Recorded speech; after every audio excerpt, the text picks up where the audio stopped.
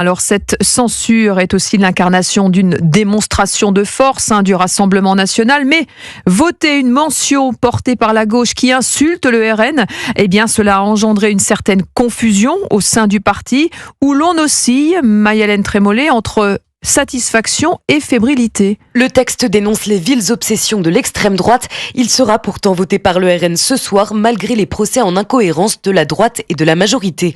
Il s'agit de la motion de censure déposée par le nouveau Front populaire pour faire tomber le gouvernement de Michel Barnier.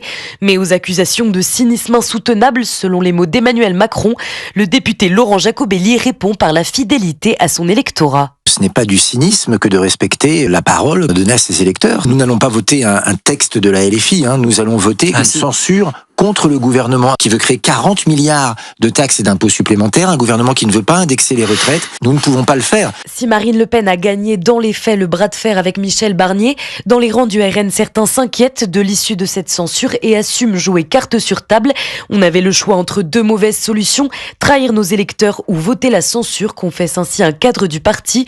Le parti qui prend le pari ce soir d'être pointé du doigt comme principal responsable d'un nouveau chaos politique et institutionnel. Maya-Hélène Trémollet du service politique d'Europe 1.